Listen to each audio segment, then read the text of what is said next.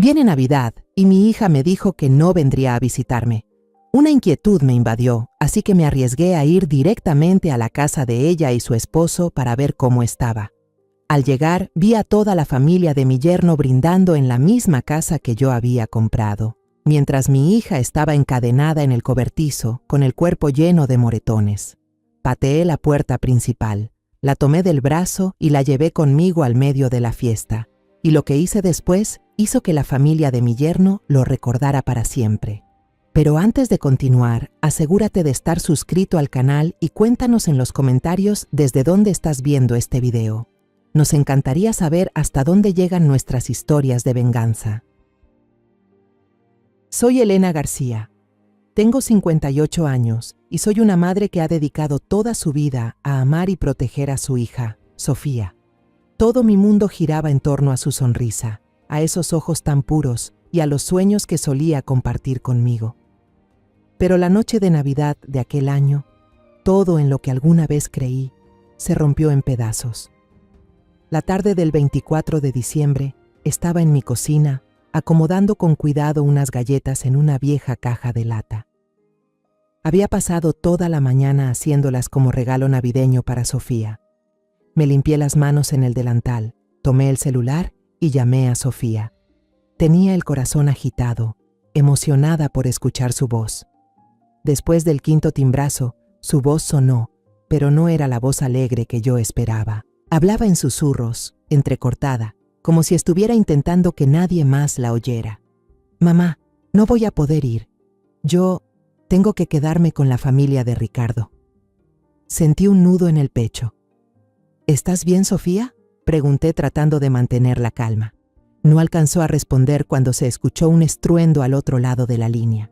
Y luego, la voz de Ricardo, el esposo de Sofía, tronó con furia. «¿Con quién hablas, Sofía?». Sofía murmuró rápido. «Mamá, lo siento, tengo que colgar». Y cortó la llamada. El tono continuo del teléfono fue como una cuchillada directa al corazón. Me quedé paralizada en la cocina. Algo no estaba bien, lo sabía con certeza. Mi Sofía jamás me habría hablado con ese tono lleno de miedo. No lo pensé dos veces. Agarré el abrigo del perchero, tomé las llaves del coche y puse la caja de galletas de jengibre en el asiento del copiloto. En el fondo de mi corazón, aún quería creer que estaba exagerando. Tal vez Sofía solo estaba ocupada. Tal vez llegaría allá y la vería sonriendo, abrazándome, y nos reiríamos juntas de mis paranoias. Conduje por las calles atestadas de la ciudad rumbo a Querétaro, donde vivían Sofía y Ricardo, en la casa que yo misma les regalé como obsequio de bodas. Cuando llegué, ya había oscurecido por completo. La casa estaba iluminada, con música navideña resonando desde adentro. A través de la gran ventana vi a Ricardo, a sus padres, Miguel e Inés, y a unos cuantos invitados desconocidos brindando con copas de champán, riendo animadamente alrededor de una mesa repleta de comida. Pero Sofía, mi hija, no estaba ahí. No había ni una señal de que estuviera dentro de esa casa.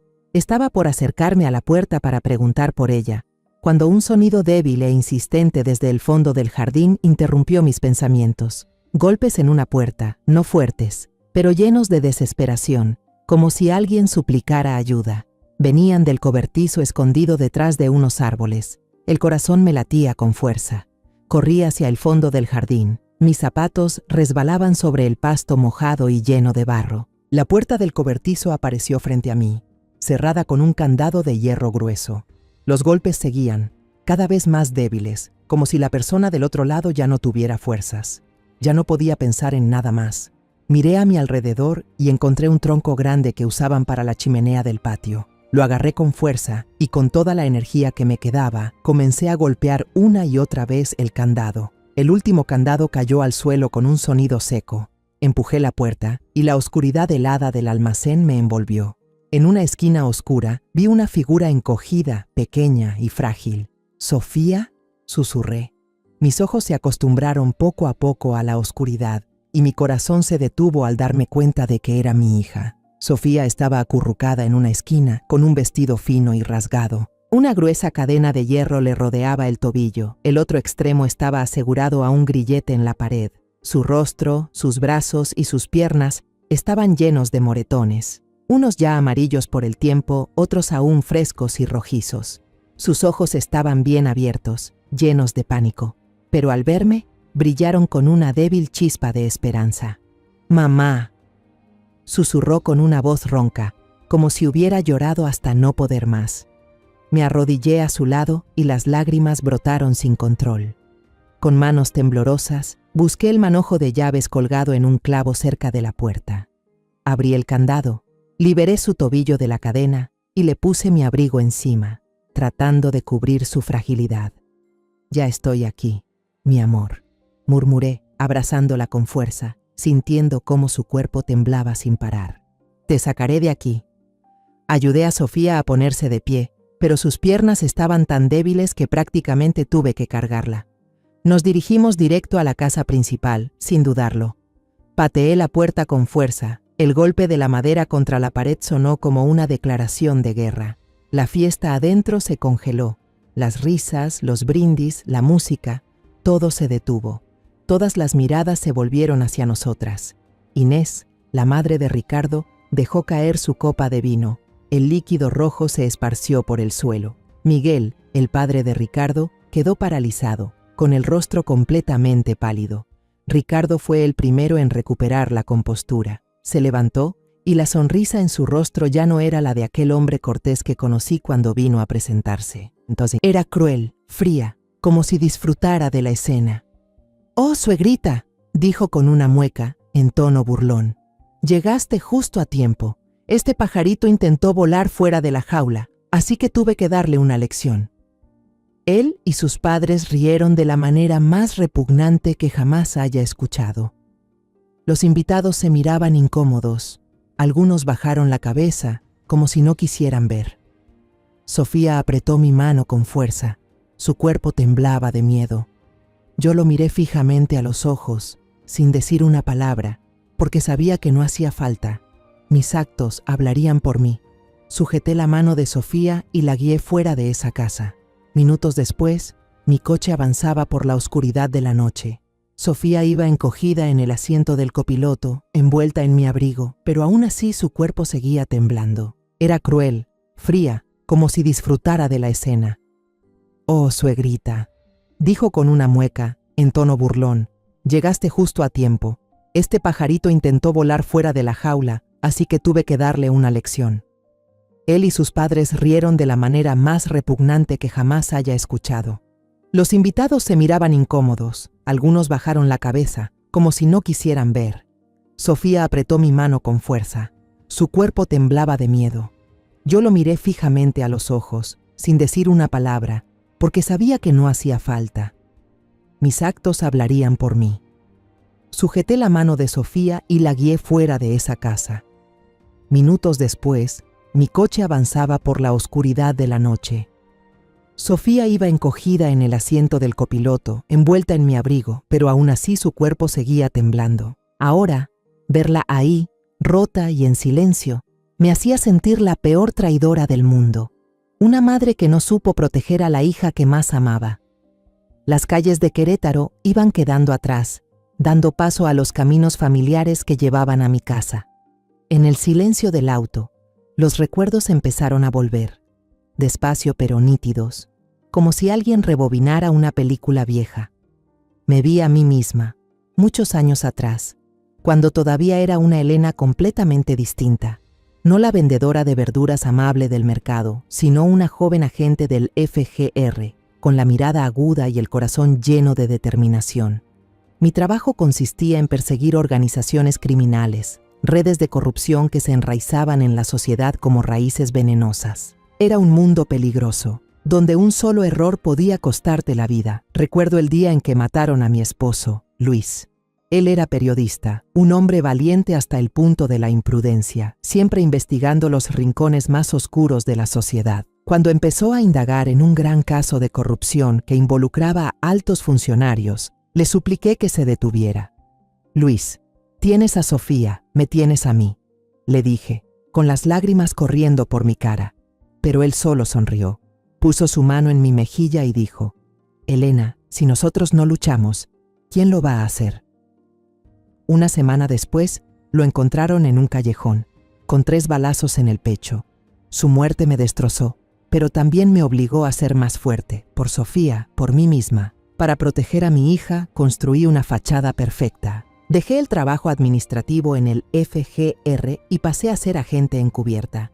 Me convertí en la viuda Elena, una vendedora de verduras en el mercado central. Aquel puestito no solo me daba para vivir, también era un punto de observación ideal. Pesaba tomates para los clientes, sonreía hablando de precios, pero en mi cabeza había hilos enteros de información confidencial. Una vez intercambié documentos con un contacto mientras envolvía un manojo de cilantro, o identifiqué a un criminal buscado cuando se detuvo a comprar cebollas. Todos los días vivía 2 vidas, una madre cariñosa y una combatiente en las sombras. En mi mano izquierda tengo una cicatriz tenue, de unos 2 centímetros, que siempre le dije a Sofía que fue por cortarme cocinando. Pero en realidad fue de un fragmento de bala durante una redada hace años. Todavía recuerdo esa noche, cuando irrumpimos en un almacén lleno de droga. Una bala me rozó el brazo, la sangre empapó mi camisa, pero igual perseguí al cabecilla. Le puse las esposas antes de desmayarme. Cuando Sofía me preguntó por la cicatriz, solo le sonreí. Tu mamá es muy torpe, no sigas mi ejemplo. No quería que supiera nada de mi pasado. No quería que creciera con miedo. Los recuerdos me llevaron al día que Sofía trajo a Ricardo a casa por primera vez. Él apareció con un traje impecable, una sonrisa cortés y una voz suave como el agua. Quiero mucho a Sofía, señora, dijo, y yo le creí. Me habló de su trabajo, un empresario exitoso en el sector de la construcción, y vi en él estabilidad, una promesa de futuro para mi hija. Sofía lo miraba con ojos llenos de amor y pensé, mi niña por fin encontró la felicidad. Dejé que mi corazón de madre tapara la intuición de agente. Conocí a Miguel e Inés, los padres de Ricardo, en una cena elegante en un restaurante caro. Hablaban de conexiones políticas, de grandes negocios, con la seguridad de quienes tienen el poder en sus manos. Inés, con su sonrisa perfecta y su voz dulce, me tomó la mano y dijo, Elena, qué suerte tienes de tener una hija como Sofía. Nosotros la vamos a cuidar como si fuera nuestra. Me dejé envolver por ese brillo, me cegaron sus promesas. No vi que detrás de esas sonrisas había una oscuridad esperando para devorar a mi hija. Recuerdo el momento en que le entregué el manojo de llaves de la casa en Querétaro a Sofía y Ricardo. Fue mi regalo de bodas, una casa bonita con un jardín lleno de flores, donde pensé que Sofía construiría una familia feliz. Cuando Sofía me abrazó con lágrimas brillando en los ojos, pensé que había hecho lo correcto. Mamá, voy a vivir bien, susurró, y yo sonreí, creyendo que nunca tendría que sufrir. ¿Cómo iba a imaginar que esa misma casa se convertiría en su prisión y que fui yo quien, sin saberlo, la empujó hacia allí? El coche ya había llegado a nuestra calle de siempre. Apagué el motor y el silencio lo envolvió todo. Solo se escuchaba el viento colarse por la rendija de la ventana. Sofía seguía sin decir una palabra. Sus manos apretaban los bordes del abrigo, como si intentara retener el último poco de calor. La miré y la realidad cruel me sacó de mis recuerdos. Mi hija, la niña por la que sacrifiqué toda mi vida para protegerla, ahora estaba ahí, rota tanto física como emocionalmente. Los moretones en su cara no solo eran su dolor, sino también una acusación directa hacia mí, una madre que había fallado. Llevé a Sofía adentro, sus pasos arrastrándose como si no tuviera fuerzas. La luz amarilla del salón iluminaba su rostro, resaltando los moretones. Le quité con cuidado el abrigo lleno de barro, tratando de no tocar sus heridas. Fui por ropa limpia mía y la ayudé a vestirse. Ella me dejó hacerlo todo, sin decir una sola palabra. Preparé una taza de té caliente de manzanilla. Su aroma suave llenó el aire, pero al poner la taza en sus manos temblorosas, supe que no serviría para calmar el dolor que llevaba dentro. Me senté frente a ella, en el sillón viejo que a Sofía le encantaba cuando era niña. Sus ojos miraban fijamente la taza, vacíos y callados, como si toda la luz dentro de ella se hubiera apagado. Verla así me rompía el alma. Quería abrazarla, decirle que todo iba a estar bien, pero no me atreví. No era por miedo, sino porque sabía que, en ese momento, Cualquier palabra de consuelo sería una mentira. En lugar de eso, simplemente me quedé ahí, esperando, con la esperanza de que mi presencia bastara para que se sintiera a salvo. En ese silencio tan pesado, los recuerdos de los días pasados volvieron, más claros y dolorosos que nunca. Recordé los primeros días después de la boda de Sofía, cuando me llamaba cada noche, con una voz alegre como campanitas. Mamá, hoy hice chilaquiles, a Ricardo le encantaron. O, mamá, su familia me trata muy bien, no te preocupes. Yo sonreía al teléfono, con el corazón tranquilo, creyendo que había encontrado la felicidad. Esas historias ahora solo eran como pedazos de vidrio roto, afilados e imposibles de juntar. Pero luego, las llamadas empezaron a ser menos frecuentes. De todos los días, pasaron a unas cuantas veces a la semana, y luego solo los domingos por la mañana. La voz de Sofía ya no sonaba feliz, sino apresurada, como si tratara de hablar rápido antes de que alguien la interrumpiera. Ricardo tiene una cena de trabajo importante, decía. Oh, tenemos que ir a visitar a unos familiares lejanos. Una vez solo susurró. Estoy cansada, mamá. Y yo le creí. Me convencí de que era solo el estrés de la nueva vida. Me engañé a mí misma, porque no quería enfrentar la posibilidad de que mi hija estuviera sufriendo. Recuerdo claramente una llamada, hace unos meses, cuando estaba en el puesto de verduras, justo mientras pesaba una bolsa de tomates para una clienta. Sofía llamó al mediodía, algo poco común, y su voz temblaba. Mamá, estoy bien, solo quería escuchar tu voz. Yo sonreí, intentando que el ambiente fuera alegre.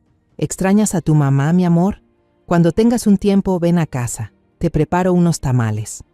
Pero antes de que pudiera contestar, escuché la voz de Ricardo detrás de ella, con tono cortante.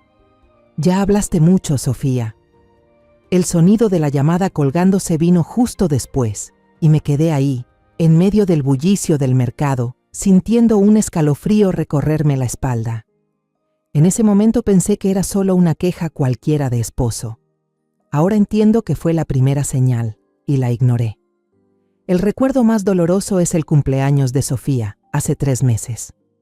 Pasé todo el día en la cocina, preparando con cuidado un mole poblano, su platillo favorito. El aroma del chocolate y los chiles secos se mezclaba, evocando aquellas noches en que Sofía era pequeña, cuando se sentaba en la mesa de la cocina, comía y me contaba sobre la escuela.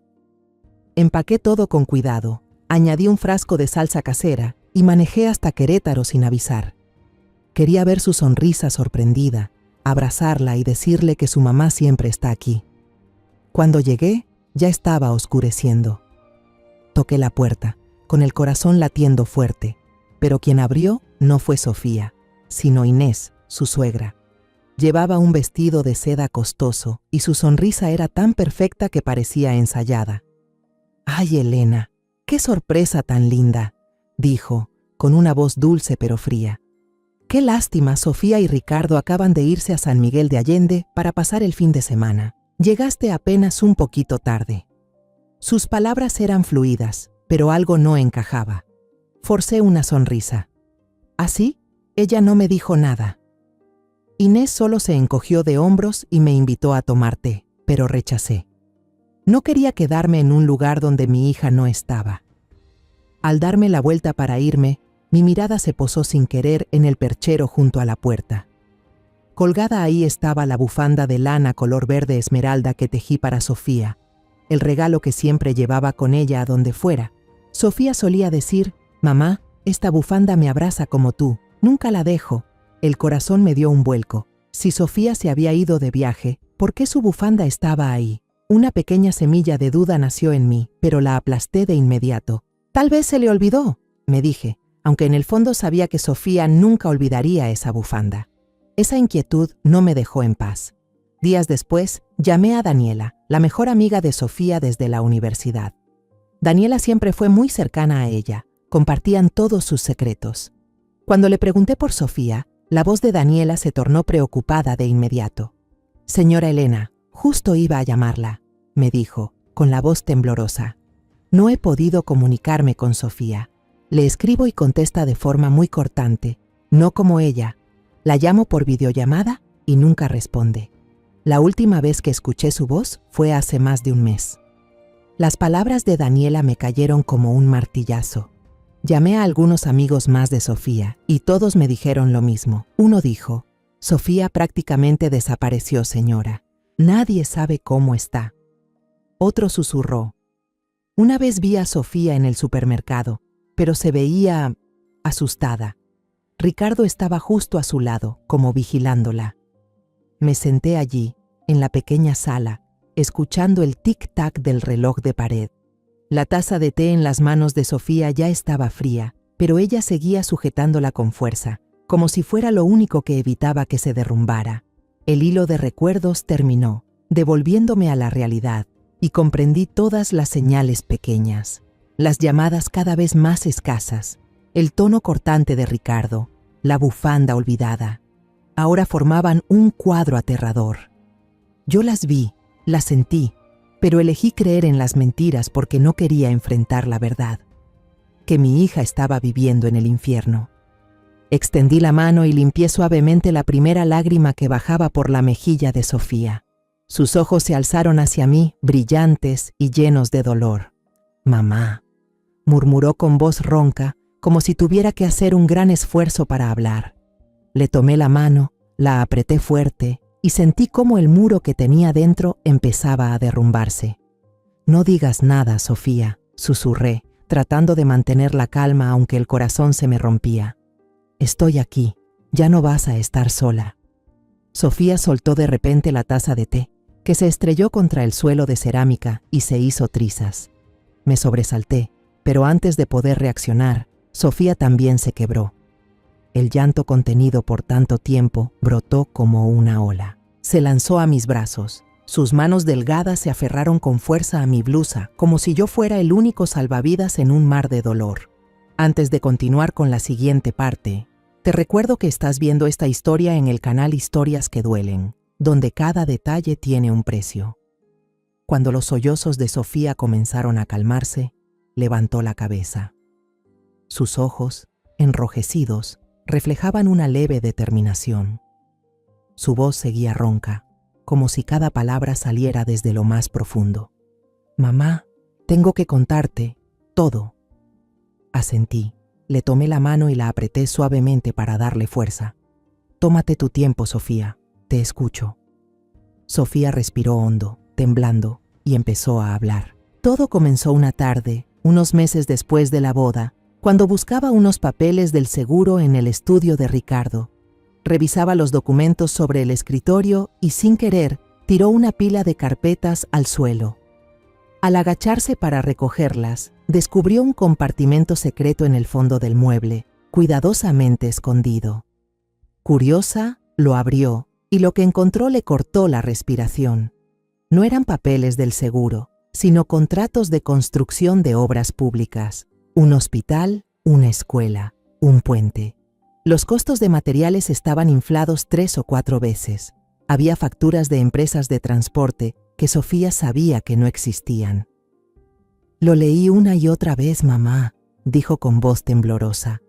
Pensé que me estaba equivocando, pero luego encontré una nota, una lista de transferencias a cuentas en el extranjero, con la firma de Ricardo y de su papá. Hizo una pausa, tragó saliva, como si ese recuerdo aún le diera miedo.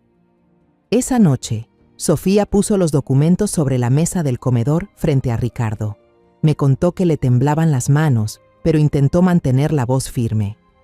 «Ricardo, tienes que parar», le rogó. «Podemos arreglar esto. Puedes entregarte. Yo voy a estar contigo». Se me rompió el alma imaginando a mi hija, con toda su inocencia y bondad, intentando salvar al hombre que amaba. Pero Ricardo no se enojó. Solo miró a Sofía y le dedicó una sonrisa helada que nunca antes le había visto. «Mi inocente Sofía», dijo con sarcasmo, «¿de verdad crees que conseguimos esta vida trabajando duro?». Se levantó, se acercó a ella y antes de que pudiera reaccionar, le dio una bofetada. «Esa fue la primera vez que él me golpeó», susurró Sofía, tocándose la mejilla sin darse cuenta. «Me quedé en shock, mamá. No sabía qué hacer. Solo me quedé ahí parada y él me dijo, No vuelvas a tocar mis cosas nunca más. A la mañana siguiente, el celular de Sofía se cayó y se rompió. La pantalla quedó destrozada. Ricardo le trajo uno nuevo, pero Sofía se dio cuenta de inmediato que estaba configurado para rastrear todos los mensajes y llamadas. Una semana después, él le avisó que ya había gestionado una licencia prolongada en su trabajo, porque necesitas tiempo para estabilizarte emocionalmente. Sofía intentó resistirse, pero Ricardo solo la miró con una expresión que la hizo temblar. «¿Querés lo mejor para los dos, no?», preguntó, y Sofía supo que eso no era una pregunta, era una amenaza. La vida de Sofía se volvió una prisión de lujo. Doña María, la empleada que siempre la había tratado como a una hija, fue despedida sin explicación. En su lugar llegó una mujer callada, que solo seguía las órdenes de Ricardo. Sofía no podía salir sola de la casa. Cada vez que intentaba contactar a sus amigos, notaba que los mensajes no se enviaban o recibía respuestas frías que claramente había escrito Ricardo. «Intenté llamarte, mamá», dijo Sofía, con lágrimas cayendo de nuevo, pero cada vez que agarraba el teléfono, él estaba ahí, como una sombra. La familia de Ricardo también dejó de fingir. En la mesa del comedor, en la casa que yo les había comprado, Miguel e Inés hablaban abiertamente sobre sus negocios de lavado de dinero. Miguel, con tono orgulloso, contaba cómo usaba sus antiguos contactos en transporte para legalizar facturas falsas. Inés, con una sonrisa fría, se jactaba de usar su influencia política para ganar contratos millonarios. Sofía estaba ahí sentada, en medio de esas conversaciones horribles, sintiéndose como una rehén en su propia casa. «Ya no me siento una persona, mamá», dijo entre sollozos. «Solo soy un objeto que ellos tienen para presumir». La razón por la que Sofía se atrevió a escapar la noche de Navidad fue porque escuchó un plan que no pudo soportar. Una noche, mientras fingía dormir en el sofá, oyó a Ricardo y Miguel hablar sobre desviar fondos de un proyecto para construir un orfanato. «Esos niños ni se van a enterar», se rió Ricardo. «Solo necesitamos unas fotos de caridad y todos nos van a aplaudir». Sofía contó que en ese momento sintió una llama encenderse dentro de ella. «No podía dejar que lo hicieran, mamá», dijo, con los ojos un poco más vivos. «Pensé que si lograba escapar, te encontraría, y vos sabrías qué hacer». Sofía esperó hasta que la fiesta de Navidad comenzara, cuando la música y las risas tapaban todos los ruidos. Se deslizó hacia la puerta trasera, con el corazón a punto de salirse del pecho, pero Ricardo ya estaba ahí, como si lo hubiera anticipado. «¿A dónde vas, mi amor?», preguntó con una voz dulce, pero helada. Sofía trató de correr, pero él le agarró del pelo y la arrastró hasta el galpón. Allí, en la oscuridad congelante, la golpeó, cada puñetazo acompañado de un gruñido. «Este es el lugar para los traidores». Finalmente, la encadenó a la pared, dejándola sola en ese frío que cortaba la piel. Sofía terminó de hablar y su cuerpo se desplomó, apoyando la cabeza sobre mi hombro como si se hubiera quedado sin fuerzas. La abracé con fuerza, sintiendo cada respiración débil que salía de ella. Dentro de mí, el dolor se mezclaba con una rabia ardiente. Me puse de pie y empecé a recoger lentamente los pedazos rotos de la taza de té del suelo. Cada fragmento afilado era como los recuerdos que Sofía acababa de contar. Cuando me enderecé, la miré directo a los ojos y le dije, con voz firme y decidida: «Mañana vamos a ir a la comisaría». Sofía levantó la vista, con una mezcla de esperanza y miedo en la mirada. «Pero mamá, ¿y si no me creen?», susurró. Me arrodillé frente a ella, le tomé los hombros y le dije: «Voy a hacer que te crean, te lo prometo. Antes de seguir contando, si esta historia tocó tu corazón, compártela con alguien que ames o déjanos un comentario. Me encantaría leerte. Ahora, volvamos a la historia. A la mañana siguiente, me paré frente al espejo, ajustando mi blusa blanca y mi falda larga azul oscuro, lo más formal que tenía. Sofía estaba sentada en la mesa de la cocina, pálida, con los ojos hundidos como si no hubiera dormido en toda la noche. Le pasé un vaso de agua y una pastilla para el dolor, y le dije con suavidad: «Tómala, hija, hoy será un día largo». Sofía asintió, pero sus ojos seguían llenos de ansiedad. La comisaría local estaba ruidosa y sofocante. Nos sentamos en una banca de madera dura, esperando casi una hora, mientras se escuchaban risas y voces de los policías detrás del mostrador. Finalmente, un inspector con una placa que decía «Morales» nos llamó a pasar. Se veía agotado, con los ojos enrojecidos como si no hubiera dormido en toda la noche. Se sentó, abrió un cuaderno y nos hizo señas para empezar. Sofía respiró hondo y con voz temblorosa empezó a contar su historia, desde los contratos falsos, los golpes de Ricardo, hasta la noche de Navidad encerrada en el almacén. Tuvo que subirse la manga para mostrar los moretones en su brazo.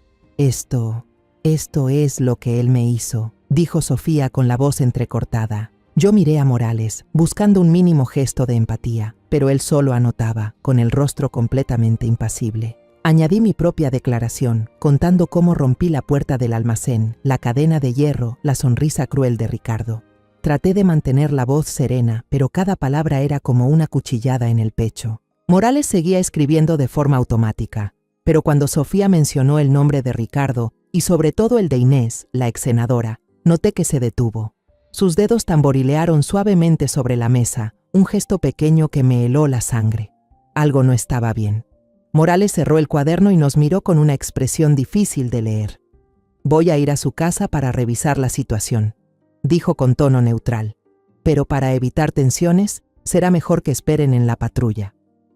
Quise protestar, insistir en acompañarlo para asegurarme de que viera la verdad, pero la mirada de Morales me hizo guardar silencio. Tomé la mano de Sofía y la guié hacia el auto policial, con el corazón inquieto. Desde el asiento trasero de la patrulla, a través del vidrio opaco, vi cómo Ricardo abrió la puerta. Vestía ropa de casa impecable, el cabello peinado, el rostro mostrando una preocupación perfectamente fingida. Saludó a Morales con un apretón de manos y una sonrisa cordial, invitándolo a pasar. Apreté la mano de Sofía con fuerza, notando cómo su cuerpo se tensaba del miedo. «Mamá, ¿y si no me creen?», volvió a susurrar. Me giré hacia ella, mirándola directo a los ojos. «Voy a hacer que te crean», le dije, aunque por dentro yo también estaba llena de dudas. Unos 20 minutos después, Morales y Ricardo salieron. Ricardo iba detrás, con la misma expresión de falso sufrimiento. Nos llevaron al almacén detrás del jardín, y cuando la puerta se abrió de par en par, sentí que la sangre se me congelaba. No había cadena ni rastro alguno de violencia. En su lugar, colgaban herramientas de jardinería ordenadas con esmero, el piso limpio como recién trapeado. Todo lucía tan perfectamente acomodado que parecía un escenario montado para engañar. Morales regresó al coche con el rostro impasible. «No hay señales de detención ilegal», dijo con tono burocrático. «La casa está completamente en orden». Sentí como si me hubieran dado una bofetada. «¡Imposible!», solté, la voz temblándome de rabia. «Yo vi la cadena. Vi a mi hija encadenada allí dentro». Morales solo me miró, con una expresión que rozaba la lástima. «Señora García, entiendo que está muy alterada, pero necesitamos pruebas». Antes de que pudiera decir algo más, Ricardo se acercó, manteniendo una distancia prudente del vehículo. Miró a Morales con una voz llena de dolor. «Inspector, le pido disculpas por hacerle perder el tiempo. Mi esposa últimamente no ha estado bien. Está bajo tratamiento psicológico y a veces se autolesiona y luego imagina cosas que no han pasado». Le entregó a Morales un fajo de documentos y desde lejos pude leer el encabezado de una clínica de salud mental. Él continuó, lanzándome una mirada afilada. «Y mi suegra ya es mayor. Creo que se ha dejado influenciar por las fantasías de Sofía». Morales hojeó los papeles, asintió y se los devolvió a Ricardo. Luego se volvió hacia nosotras con una voz completamente neutral. «Esto es un asunto familiar. No tenemos pruebas suficientes para continuar la investigación. Les sugiero que intenten resolverlo por las buenas». Sus palabras fueron como un martillo destrozando los últimos restos de esperanza que me quedaban. El motor de la patrulla se encendió. El coche arrancó y se alejó, dejándonos a mi hija y a mí sumidas en una sensación de traición e impotencia total. Cuando el coche de la policía desapareció, Ricardo se acercó lentamente a la puerta de mi auto. Se agachó, mirándome directamente a través del vidrio bajo. La sonrisa falsa se desvaneció, dejando al descubierto un rostro frío como el hielo. «Esta es la primera y última advertencia, suegrita», dijo en un tono bajo que me heló la sangre. «Regrese a su puestito de verduras y no vuelva a acercarse por aquí. De lo contrario, la próxima vez la que va a necesitar a la policía no será su hija». Se incorporó, se dio la vuelta y entró a la casa como si acabara de terminar una conversación cualquiera. Apreté con fuerza el volante, respirando con dificultad. Sofía tenía la cabeza baja, las lágrimas cayendo silenciosamente sobre sus piernas. En el camino de regreso, conduje en silencio, pero dentro de mí, una tormenta rugía. Pasaron unos días. Sofía casi no salía de su cuarto, la puerta cerrada como un muro que la aislaba del mundo exterior. Yo seguía yendo al mercado cada mañana, atendiendo mi puesto de verduras, sonriendo a los clientes, pero la mente me daba vueltas. Cada vez que veía a una familia haciendo las compras juntos, una madre de la mano de su hija, una pareja charlando y riendo, el pecho se me apretaba. Esa noche cenamos algo sencillo, arroz con frijoles y unas rodajas de tomate. Nadie decía nada. Solo se escuchaba el golpeteo del viejo ventilador de techo. Desde la esquina, el televisor sonaba con las noticias, transmitiendo un evento benéfico. No prestaba mucha atención, hasta que la imagen de Inés apareció en la pantalla. Estaba de pie en un podio, con un vestido de seda rojo brillante, la sonrisa perfectamente ensayada. «Tenemos que proteger los valores familiares», decía con voz fluida. «Son la base de nuestra sociedad». De repente, Sofía dejó caer los palillos con fuerza sobre la mesa. El golpe seco rompió el silencio. Se levantó sin decir palabra y se encerró en su cuarto. La puerta se cerró de un portazo, dejándome sola con un dolor que desgarraba el alma. Me senté allí mirando el plato de arroz frío, con una sensación de impotencia que casi me devoraba. Inés, la misma que presenció cómo maltrataban a mi hija sin mover un dedo, ahora aparecía en la televisión, siendo aclamada como un símbolo de compasión. Las pruebas físicas habían sido destruidas, nuestros testimonios considerados como fantasías. Ellos estaban protegidos por el poder, la fama y relaciones que yo jamás podría alcanzar. Y nosotras, mi hija y yo, solo teníamos las manos vacías y un corazón hecho pedazos. Me levanté y caminé hacia la habitación de Sofía. Toqué suavemente la puerta. No hubo respuesta, pero igual la abrí. La encontré sentada en la cama, abrazando una almohada, mirando por la ventana. La luz pálida de la luna iluminaba su rostro, resaltando los moretones que ya se habían tornado amarillos. Me senté a su lado, sin decir una palabra. Solo puse mi mano con suavidad sobre su hombro.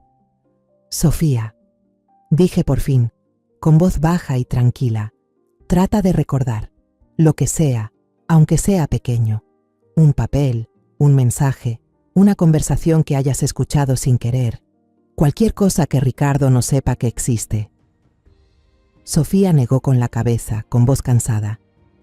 «Ya no hay nada, mamá.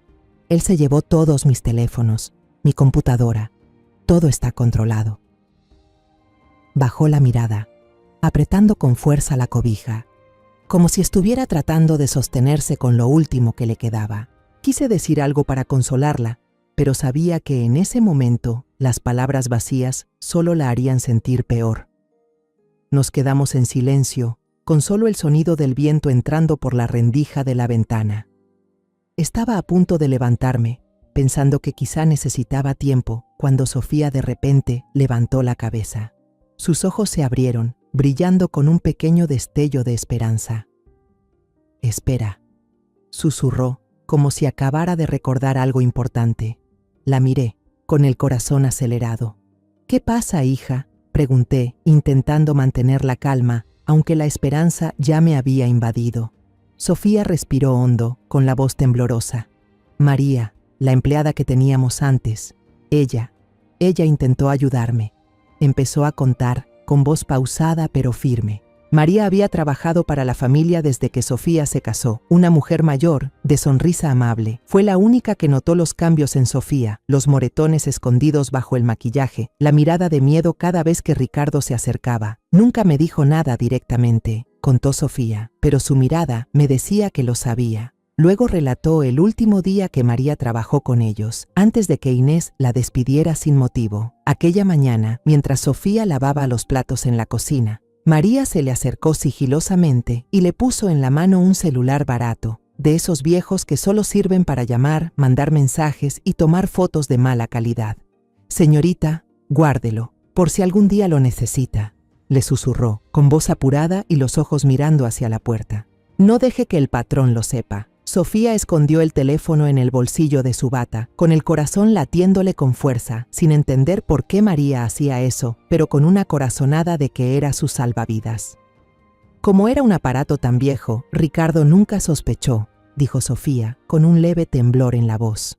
Durante los meses que estuvo prácticamente encerrada, usó ese teléfono para registrar todo en secreto. Cuando Ricardo dejaba por descuido hojas de contabilidad en su escritorio, ella las fotografiaba, una por una, escondía el celular debajo del sofá, lo ponía en modo grabación para captar las conversaciones de la familia de Ricardo sobre transferencias de dinero a empresas fantasma. Una vez, incluso se atrevió a grabar un breve video donde Miguel le entregaba a un funcionario un maletín lleno de dinero, justo en la sala. «Tenía mucho miedo, mamá», dijo Sofía, con los ojos llenos de lágrimas. «Pero pensaba que, si podía conservar esas pruebas, algún día podría usarlas para escapar». La esperanza se encendió en mí como una llama, pero enseguida se estrelló contra una pared. «Entonces, ¿dónde está ese teléfono, hija?», pregunté, con la voz tensa. El rostro de Sofía se ensombreció, su mirada volvió a apagarse. «Lo escondí en el lugar más seguro que se me ocurrió», dijo, con voz cada vez más baja. Corté una pequeña abertura en el forro interior de la maleta vieja, la maleta café que nunca uso. Metí el teléfono ahí y la dejé en el ático de esa casa. Nos miramos en silencio, un silencio más pesado que nunca. Ese teléfono, la prueba capaz de derribar a todo un imperio criminal, estaba justo ahí, al alcance de la mano, pero parecía tan lejano como si estuviera en otro mundo. La casa en Querétaro ahora era territorio de Ricardo, protegida por el poder y las mentiras. No podíamos acudir a la policía, no podíamos pedir una orden de cateo, y mucho menos irrumpir por nuestra cuenta. Sentí como si acabara de tocar la luz, solo para que la oscuridad me tragara de nuevo. Los días después del fracaso en la comisaría se sintieron como una losa de plomo sobre el pecho. Traté de mantener la rutina de siempre, mientras que Sofía casi no salía de su cuarto. Solo salía para comer algo, en silencio, como una sombra. Cada mañana, después de abrir el puesto, mantenía un viejo hábito de mis días como agente del FGR. Compraba un periódico y un café del puesto de enfrente. No solo era para matar el tiempo, también era mi forma de mantenerme alerta, conectada con lo que pasaba allá afuera. Me sentaba en una silla de plástico detrás del puesto, entre olor a tierra húmeda y albahaca, y pasaba las páginas. Leía por encima las noticias políticas y económicas, pero siempre me detenía más en la sección de Crónica Roja. Tal vez, muy dentro de mí, seguía esperando encontrar alguna pista, una chispa de luz entre tanta oscuridad. Ese día, al llegar a la sección de noticias locales de Querétaro, una pequeña nota sin foto me hizo detenerme. El titular era simple: «Robo en zona residencial de lujo». Seguí leyendo, y el corazón me dio un vuelco al ver la dirección. Era esa calle, era esa casa, la de Sofía y Ricardo. El artículo decía que el ladrón se había llevado varios aparatos electrónicos, joyas y algunas pertenencias personales. Mi primera reacción fue un amargo sentimiento de satisfacción. Bien merecido, pensé, imaginando la cara de pánico de Ricardo al descubrir que habían entrado a su casa. Pero luego, un detalle al final de la nota me dejó sin aliento. El sospechoso había sido detenido a la mañana siguiente, no por la policía local, sino por una redada del FGR. Su identidad fue confirmada: Rafael, el Escorpión, Vargas. Ese nombre fue como un rayo bajándome por la espalda. Yo lo conocía. El escorpión no era ningún ladrón común. Era un terrorista doméstico, experto en explosivos, que llevaba 5 años en la lista de los más buscados del FGR. Había leído su expediente, había escuchado a mis excompañeros hablar de los casos relacionados con él. Que alguien como el escorpión participara en un robo menor como ese no tenía ningún sentido. Era completamente absurdo. Dejé el periódico sobre la mesa. El café en mi mano ya estaba frío. Mi mente empezó a trabajar a toda velocidad. Las piezas del rompecabezas encajaban solas. ¿Por qué la FGR actuó tan rápido? Porque llevaban tiempo siguiendo la pista de El Escorpión. Este robo, tal vez, solo fue un error tonto que lo delató. ¿Qué hará la FGR después del arresto? Confiscarán todas las pruebas del robo para usarlas como evidencia. Todo, por mínimo que sea, será embalado y guardado en la bodega de evidencias. ¿Y qué incluye ese lote? Él entró a la casa, revolvió todo. El altillo, la vieja maleta de Sofía, el celular. Ese pensamiento atravesó mi mente como un rayo en la oscuridad. Hay una posibilidad muy alta de que el escorpión se haya llevado esa maleta, o al menos las cosas de valor que había dentro. Si el teléfono de Sofía estaba entre las pertenencias robadas, ya no está en manos de Ricardo, sino a salvo en la bodega de evidencias de la FGR. La única prueba capaz de destruir a Ricardo y su familia, la prueba que Sofía arriesgó su vida para proteger, ahora podría estar al alcance de mi mano. La desesperación se desvaneció, dando paso a una determinación fría. Sentí la sangre hervir dentro de mí, como si la agente Elena de aquellos años estuviera regresando. La vendedora de verduras, Elena, la que agachó la cabeza ante la derrota, retrocedió. Doblé el periódico, me levanté y le dije a la señora del puesto de al lado, ¿puedes cuidar el puesto un ratito por mí? Ella asintió sin preguntar nada, quizás ya acostumbrada a mis salidas repentinas. Caminé directo hasta una caseta telefónica al final de la calle. Era hora de hacer una llamada que no había hecho en muchos años. El teléfono sonó 3 veces, cada tono como un latido de mi corazón. Entonces, una voz masculina familiar, firme, respondió. Javier Fuentes al habla. Respiré hondo, tratando de mantener la calma a pesar del torbellino que sentía por dentro. Javier, dije con voz grave y clara, soy yo, Elena. Del otro lado hubo un segundo de silencio, solo un leve crujido, como si Javier intentara confirmar lo que acababa de oír. Luego su voz explotó con asombro. Señora Elena, ¿de verdad es usted? Hace años que no me llama. Al escuchar su voz, una imagen de él muchos años atrás cruzó por mi mente. Un joven agente en formación que siempre me miraba con respeto, ansioso por aprender. Pero no tenía tiempo para recuerdos. Javier, necesito tu ayuda, dije rápido, con tono urgente. Es algo muy importante. ¿Podemos vernos? En un lugar discreto. Javier no lo dudó. La cafetería de siempre, cerca del Parque Alameda Central, a las 3 de la tarde, asentí, aunque sabía que no podía verme. Gracias, Javier. Llegué a la cafetería antes de la hora acordada. Elegí una mesa en un rincón oscuro, donde la luz tenue de la ventana no revelara mi rostro. Todo seguía igual. El aroma del café tostado mezclado con el de la madera vieja, las mesitas cubiertas con manteles gastados. Ese lugar fue, durante años, el sitio donde Javier y yo intercambiábamos información confidencial, cuando él aún era mi aprendiz, cuando yo todavía vivía en el mundo de los casos y los enemigos invisibles. Cuando Javier entró, lo reconocí al instante. Ahora era un hombre firme, con canas en el cabello, mirada aguda, pero con la misma calidez de antes. Sonrió al verme, pero yo solo asentí, señalándole que tomara asiento. No hablamos de cosas triviales. Fui directo al grano, con voz baja pero clara. Le conté a Javier todo, sobre el matrimonio de Sofía, sobre Ricardo y su familia, sobre la noche de Navidad aterradora, cuando encontré a mi hija encadenada en el cobertizo.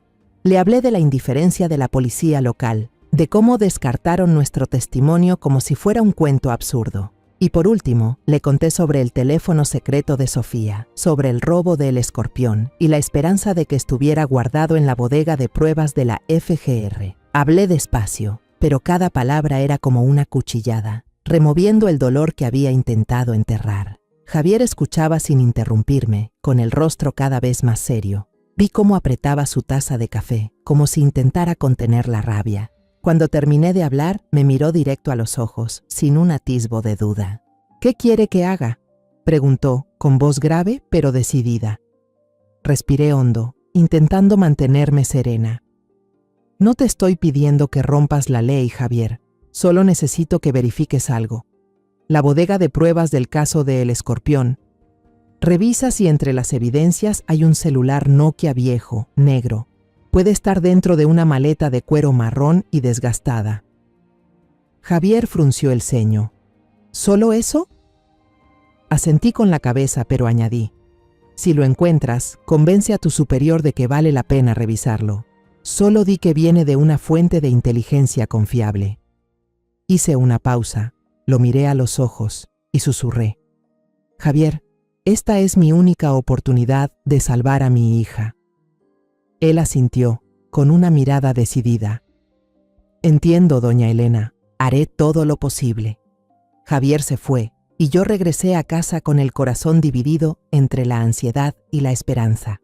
Había apostado todo por él, por la lealtad de alguien que alguna vez me consideró su maestra. Sofía notó mi tensión, pero no dijo nada. Solo se quedó sentada en su habitación, abrazando una almohada. Quise decirle que todo estaría bien, pero no me atreví. No porque no lo creyera, sino porque temía que esa promesa se rompiera como las anteriores.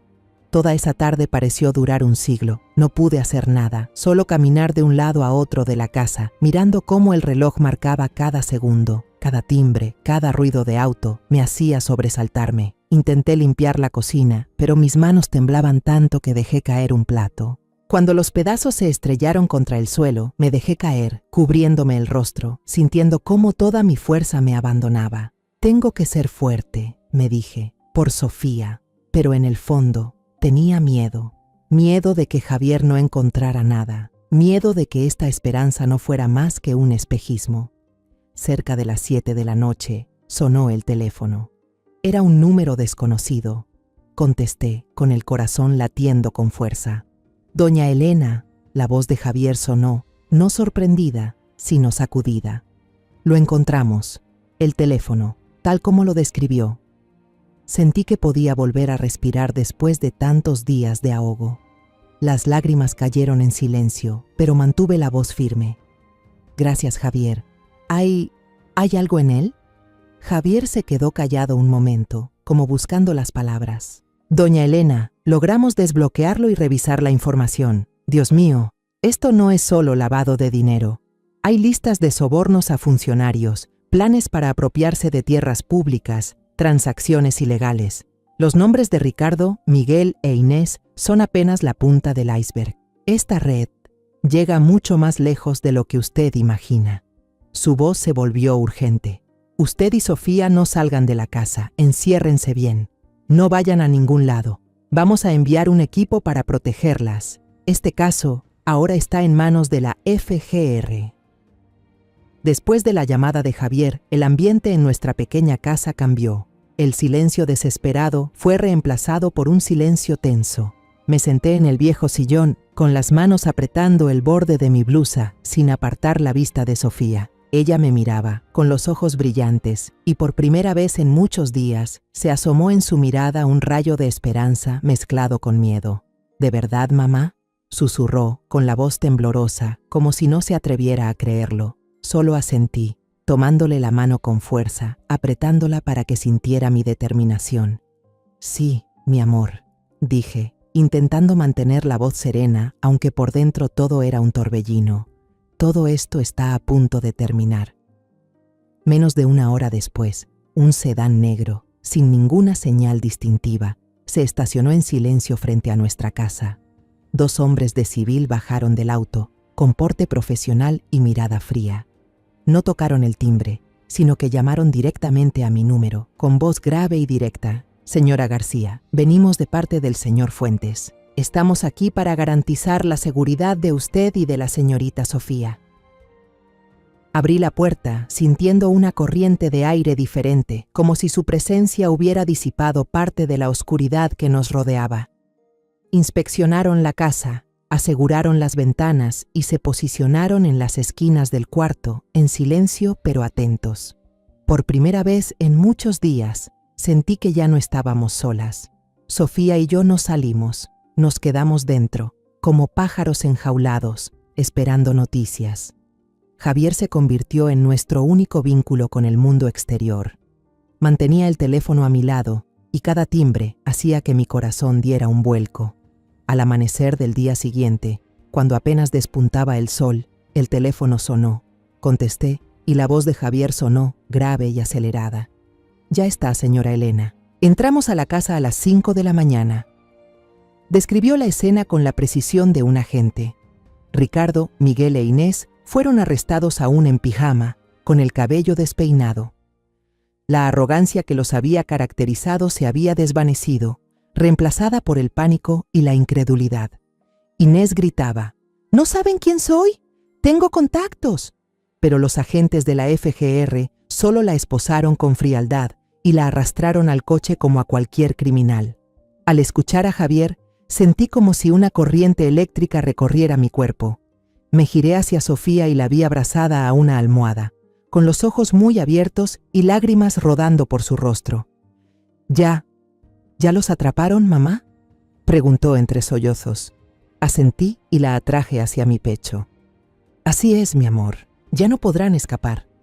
Sofía me abrazó con fuerza, llorando desconsoladamente, pero esta vez eran lágrimas de liberación. Durante todo el día, la televisión fue nuestra ventana al mundo. Las noticias urgentes se actualizaban constantemente. Cada informe era como un martillazo que derrumbaba el muro que Ricardo y su familia habían construido. Vimos imágenes de redadas en toda la ciudad y en estados cercanos. Un director de planificación urbana esposado, con el rostro pálido, mientras daba una conferencia de prensa. Un empresario del transporte, famoso, siendo escoltado fuera de su yate de lujo, con una mirada perdida, sin entender lo que ocurría. Cada imagen era una prueba de que la justicia, aunque demorada, finalmente había encontrado su camino. Javier volvió a llamar por la tarde, con una voz que mezclaba cansancio y emoción. «Ese teléfono es un mapa del tesoro, señora Elena», dijo. «Contiene grabaciones, hojas de cálculo detallando los sobornos, cuentas en el extranjero, incluso agendas de entrega de dinero. No tienen cómo negarlo». Al escucharlo, sentí como si me quitaran una losa del pecho. «Gracias, Javier», susurré, con lágrimas cayendo. «No tiene que agradecerme», respondió él con una voz cálida. «Esto lo aprendí de usted, nunca rendirse». El caso fue llamado Operación Nochebuena, un nombre que me provocaba tanto dolor como orgullo. Los periódicos sacaron titulares enormes, con fotos de Ricardo, Miguel e Inés por todos lados. Ya no eran empresarios ni políticos respetables, sino los cabecillas de una red de corrupción como nunca antes se había destapado. Sofía estaba sentada frente al televisor. Las lágrimas le corrían por la cara, pero sus labios estaban apretados, como si tratara de recuperar fuerzas. «No lo puedo creer, mamá», susurró. «Ellos, de verdad, fueron castigados». Le acaricié el cabello y le dije bajito: «Sí, hija. Esta es la justicia por la que luchaste». El juicio se llevó a cabo unos meses después, rápido y contundente por la gravedad del caso. Sofía y yo nos sentamos en la primera fila, con las manos entrelazadas. Ella tuvo que testificar y la vi temblar cuando subió al estrado. Al principio su voz titubeaba, pero luego, como si se encendiera una llama, empezó a hablar firme y clara. Miró directo a los ojos de Ricardo y relató cada acto cruel que él había cometido. Los golpes, las amenazas y aquella noche aterradora de Navidad. Ricardo se quedó ahí sentado, pálido, con la mirada esquiva, sin rastro de arrogancia. El abogado defensor intentó otra vez usar la excusa de la inestabilidad mental, pero el fiscal de la FGR solo esbozó una sonrisa fría. Mostró un video tomado del celular de Sofía. La sala quedó en silencio absoluto mientras se escuchaban las voces de Miguel y Ricardo discutiendo cómo desviar fondos del proyecto del orfanato. «Con unas cuantas fotos de caridad, todos nos van a aplaudir», decía Ricardo, con una risa burlona.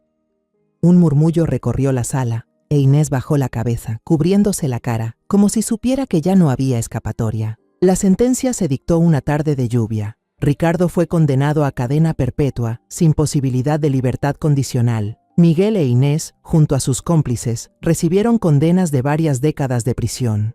Todos los bienes obtenidos ilegalmente fueron confiscados, desde la casa en Querétaro hasta las cuentas bancarias en el extranjero. Cuando el juez leyó la sentencia, apreté la mano de Sofía y sentí cómo su cuerpo temblaba. «Ya terminó, hija», le susurré. Sofía asintió. Las lágrimas le caían, pero esta vez sonreía, una sonrisa pequeña, pero llena de vida. El mismo día de la sentencia, el divorcio de Sofía fue aprobado por el juzgado. Estuve a su lado frente al tribunal, mirando cómo firmaba el documento, cortando para siempre todo lazo con Ricardo. Al salir, la lluvia había cesado y el sol brillaba sobre los charcos. Sofía levantó la mirada al cielo, respiró hondo, como si fuera la primera vez que podía hacerlo con libertad. «Mamá», dijo con voz suave, «siento que volví a vivir». La abracé, con el corazón más liviano que nunca. Un capítulo viejo se había cerrado, y yo sabía que, aunque el camino por delante sería largo, mi Sofía había vuelto a encontrar la luz. 6 meses después del juicio, nuestras vidas habían retomado cierta calma. Sofía empezó terapia psicológica, sanando poco a poco las heridas invisibles que Ricardo y su familia le habían dejado. La veía cambiar día a día, en su mirada que volvía a brillar, en la sonrisa que comenzaba a aparecer, aunque todavía tímida. También consiguió un nuevo trabajo en una organización sin fines de lucro que ayuda a víctimas de violencia doméstica. Verla trabajar, usar su dolor para darle fuerza a otras personas, me llenaba de orgullo y también de tristeza. Mi hija, aunque fue aplastada, eligió levantarse y seguir luchando. Una tarde de domingo, Sofía y yo salimos en auto a hacer compras, algo tan sencillo que no hacíamos juntas desde hacía mucho tiempo. Ella iba en el asiento del copiloto, tarareando una canción de la radio, y yo sonreí al escuchar su voz, suave como un cascabel. En el camino, sin querer pasamos por la calle donde estaba la casa antigua en Querétaro, la que fue mi regalo de bodas, pero también la prisión donde mantuvieron encerrada a Sofía. Seguía ahí, silenciosa y fría, con las cintas amarillas de clausura de la FGR ya desteñidas, moviéndose con el viento. Miré de reojo a Sofía, temiendo que se asustara, pero ella solo observó la casa en silencio, con una mirada seria, ya sin rastro de miedo. Cuando dejamos atrás la casa, Sofía me miró y con voz suave pero llena de curiosidad, preguntó: «Mamá, ahora que todo ha pasado, siempre me he quedado con una duda. ¿Cómo hiciste para contactar directamente a un agente de alto nivel de la FGR? ¿Y por qué? ¿Por qué confiaron en ti sin cuestionarlo?». Yo llegué a pensar que nunca íbamos a tener justicia. Su pregunta me dejó helada. Sabía que este momento llegaría, pero aún así mi corazón latía con fuerza, como si estuviera a punto de revelar un secreto que había guardado por demasiado tiempo. No respondí de inmediato. En lugar de eso, manejé hacia un parque cercano, donde los jacarandas estaban en plena floración, cubriendo el suelo con una alfombra de flores moradas. Aparqué bajo la sombra de uno de los árboles, apagué el motor y miré a Sofía directo a los ojos. «Porque la FGR fue mi hogar», le dije, con voz baja pero firme. Sofía abrió los ojos sorprendida, pero no interrumpió, solo esperó en silencio a que siguiera hablando. Por primera vez en mi vida, le conté todo a Sofía. Le hablé de los años en los que fui agente de la FGR, cuando era joven, cuando mi corazón estaba lleno de fuego y convicciones. Le conté sobre la muerte de su padre, Luis, un periodista valiente que dio la vida por investigar un gran caso de corrupción. «Tu papá murió por defender la verdad», le dije, con la voz quebrada. «Y yo no podía permitir que su muerte fuera en vano». Le hablé de cómo creé la fachada de la señora Elena del puesto de verduras para proteger a Sofía, para que creciera en una vida normal, lejos del peligro. Le mostré la cicatriz tenue en mi brazo izquierdo, la que siempre dije que era por un cuchillo de cocina. «Esto fue por una esquirla de bala en medio de una redada», confesé por primera vez. «Te mentí porque no quería que vivieras con miedo». Le conté que aquellos viajes de negocios a otras provincias eran en realidad misiones encubiertas, donde seguía a bandas criminales y recopilaba información para la FGR. Mi puesto de verduras en el mercado no era solo una forma de ganarme la vida, también era un punto de vigilancia, donde identificaba a fugitivos y pasaba información confidencial mientras pesaba tomates.